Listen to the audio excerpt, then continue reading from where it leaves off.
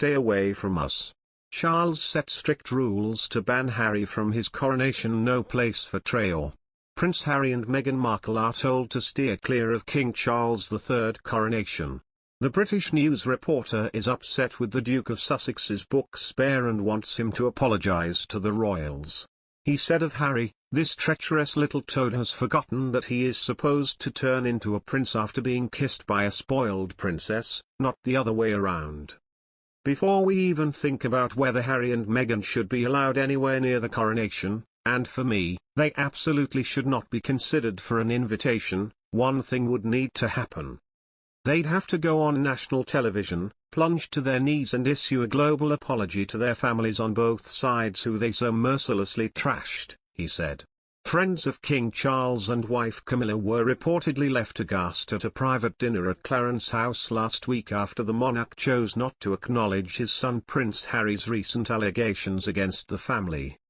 Despite the prince's latest bombshells, which feature in his memoir Spare, released last week, the king allegedly refused to confront the issue with friends, warning them the subject would not be discussed. In his recent Daily Mail column, Tom Bower insists it came as no surprise to hear of a mooted peace summit at Charles' home, noting palace sources suggest he might ignore Harry's treachery and seek reconciliation by admitting his faults. Tom believes, however, that the idea of the head of state succumbing to pressure from his younger son will likely shock Britain's monarchists, in turn showing that Buckingham Palace's officials fear they are losing control of the narrative.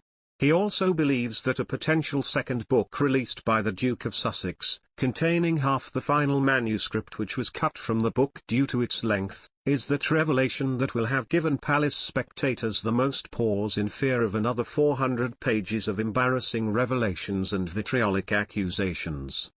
Tom claims no one knows better than Charles that Harry has barely scratched the surface when it comes to his take on his father's marriage to Diana, his distant relationship with his father and Charles's romance with Camilla. Despite Willie and me urging him not to, Pa was going ahead with marrying Camilla.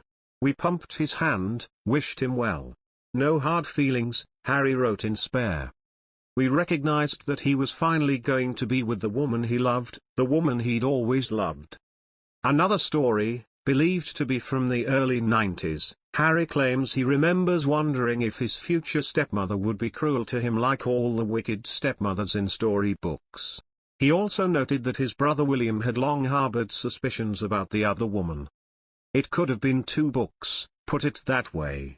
And the hard bit was taking things out, Harry told the Telegraph last week.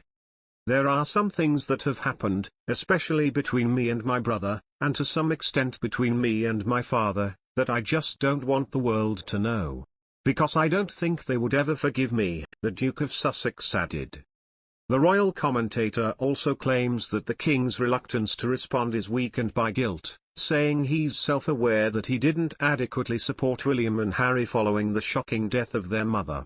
In a heartbreaking section from his book, Harry claims that his father sat on the end of his bed to reveal the tragic news that Princess Diana had been killed following a car crash in Paris, but did not hug the young boy.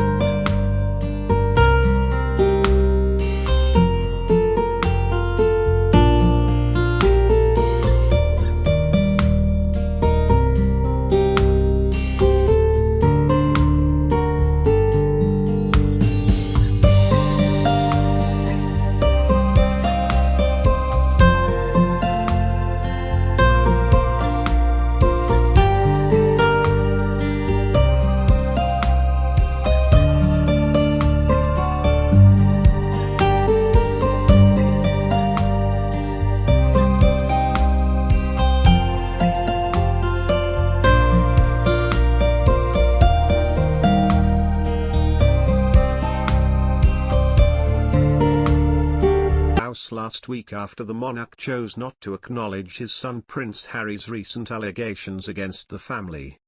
Despite the prince's latest bombshells, which feature in his memoir Spare, released last week, the king allegedly refused to confront the issue with friends, warning them the subject would not be discussed.